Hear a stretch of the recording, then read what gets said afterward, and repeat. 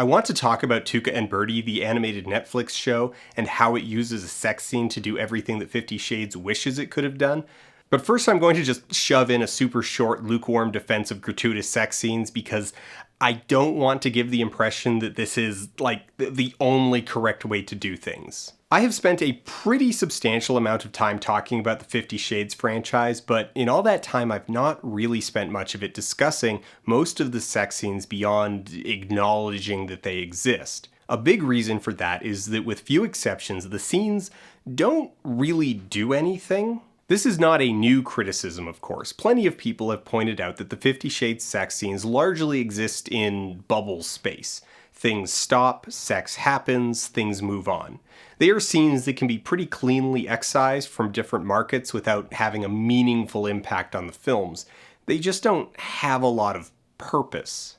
Now, this is probably something you've heard before, but let's actually dig into that for a second. What gives a sex scene purpose? I'm going to argue, however briefly, a much more permissive interpretation of this. Purpose is a narrative construct, and it exists in that context. It is characterization, it is world building, it is theme, it is plot, but it's also pacing and aesthetic fulfillment. Looking good and breaking up the action or drama for a couple minutes as a narrative exhale are a good enough purpose. Not every scene in every movie needs to be deep to justify its existence. Fun is an acceptable aesthetic goal. Where 50 Shades ends up really falling flat is that the sex scenes are not only isolated from plot and theme and character, they're also repetitive, overly long, not particularly good looking, and generally unmemorable. Basically, the nominal value as aesthetic or pacing are undercut by not having a good aesthetic and killing the pacing. Okay, so let's talk about a sex scene that's the complete opposite of all of that. Tuca and Bertie is a 2019 Netflix original animated sitcom created by illustrator, writer, and cartoonist Lisa Hanawalt. The series revolves around the titular characters Tuca and Bertie as they navigate the complexities of adulthood. Tuca is a fun-loving, carefree, directionless catastrophe living off her rich aunt's goodwill while dealing with hidden pain and trauma, and Bertie is a nervous, career-minded data analyst and aspiring baker dealing with hidden pain and trauma. The scene I want to focus on comes from the third episode, The Deli Guy. Since her long-term boyfriend Speckle moved in with her, Bertie feels like their sex life has grown routine and uninteresting, which she catastrophizes as the seed of a chain reaction of resentment that will eventually ruin her life. Parallel to this, Bertie has been developing a sexual interest in Pastry Pete, an authoritative, dominating older celebrity pastry chef. To spice things up, she suggests that she and Speckle try something new. What if you, I don't know, ordered me around? Speckle suggests a safe word. Bertie brushes the suggestion off because she wants to look cool and strong, and the role play begins. Maybe something like, bend over, you little tart. Ooh, okay. At first things are going well, but they quickly take a turn for the worse after Speckle calls Bertie a bad bird, triggering an intensely negative reaction. As Bertie breaks down, Speckle uses his warm potato safe word to end things, and the two of them agree to just go with the usual for the night. Usual way, usual way. Now this scene is brilliant. While this specific interaction never comes up again in the season, the characters never try again or really talk about what it means, the themes underlying this scene form a thesis statement for the season as a whole. Speckle crosses Bertie's limits, pushes her boundaries, but doesn't do so out of neglect or malice or ego. He crosses those lines because he doesn't know they're there, and he doesn't know where Bertie's lines are because Bertie doesn't know where Bertie's lines are. I didn't think I'd react this way. What the hell? And it's important to emphasize that these lines aren't cleanly drawn. When Speckle calls Bertie a tart and starts spanking her, she's super into it. What Bertie doesn't understand about herself is that she likes the idea of submission, but only in the context of validation, and ends up confronting that about herself the hard way, by accident. But I'm a good bird. Speckle wants to respect Bertie's boundaries, but he can't do that if she doesn't know what they are. This, then, is the thesis statement that underpins the season, that we don't often know what our boundaries are until we hit them, whether it be in matters of sex, family, friends, co-living, or any other relationship. Over the course of the season, all the characters confront this realization that they need to get to know themselves better so that they can actually communicate their wants and needs with the people who love them. As the season goes on, the stakes of these conflicts escalate. Tuca needs to confront her history of substance abuse and her toxic relationship with her aunt. Bertie needs to confront the ways that childhood abuse has echoed through her life. Speckle comes face to face with the possibility that no matter how much he loves her, his emotional needs, where he wants his life to go, might be incompatible with staying together with Bertie.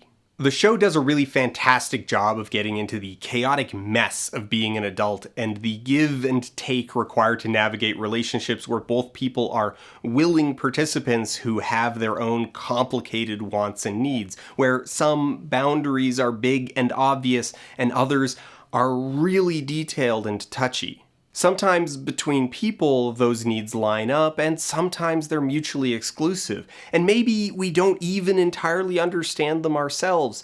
All of us need to compromise and, in turn, ask others to compromise for us. Navigating that space between ourselves is not a clean process and may, in fact, be deeply painful. There are things we're willing to compromise on because it will make someone else happy, and making them happy will make us happier than keeping the thing we compromised.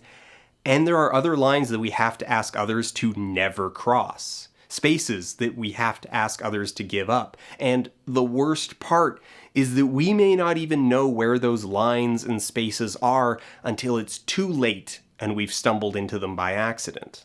All of this Tuca and Bertie manages to touch on in one 90-second sex scene.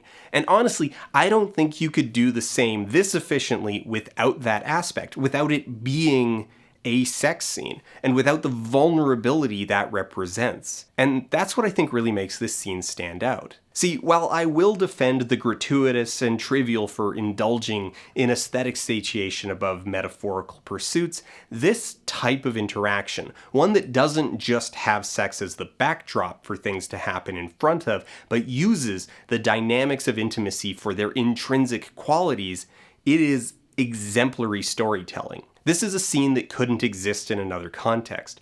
Bertie's relationship with her own sexuality, the frame of power dynamics, and the specific boundary of being punished in that space. If you were to de-sex this scene, the meaning would change entirely. This scene takes on heavy implications in later episodes when Bertie begins working with Pastry Pete, who forces her into an uncomfortable situation with clear sexual undertones, a moment that exploits Bertie's own inconfidence in her boundaries, which spirals into Bertie making terrible mistakes that place others in harm's way. To throw this back to 50 Shades one last time, taken as a whole, this effectively demonstrates the difference between consenting adults exploring power dynamics and their own wants and needs, and abuse. And it does so in a way that 50 Shades never really managed to do, even when it tried. At the end of The Deli Guy, Speckle listens to Bertie. She does want him to be in charge, but in the vein of a Victorian bodice ripper, to sweep her off her feet with big, melodramatic declarations, to be adored. But even this comes back later. Late in the season, Speckle and Bertie toy with the idea of buying a house and moving out of their one-bedroom apartment. Bertie at one point has a major meltdown and disappears for several days out of town, during which Speckle can't get a hold of her because she refuses to answer his calls and then loses her phone in a lake. Speckle then buys a fixer-upper house when a sudden opportunity presents itself. While he thought that she would be on board with this spontaneous move, the stress of her vanishing and going incommunicado turns it into an argument. I can't just be your rock all the time. Sometimes I need you to be my rock. And I bought a house. Wait, what? Speckle needs to confront both Bertie and himself and admit that while he hoped it would make her happy, he wants to move on with his life. He hopes that she'll come with him, but if she can't, if their needs have diverged, then it'll be sad, but this is what he needs to move forward. Managing relationships, navigating compromises, it's a lot of work and it's not easy, but as Tuca and Bertie argues, it's worth it. We need that human contact. We need those support networks, flawed and human as they may be, because we can't make it alone.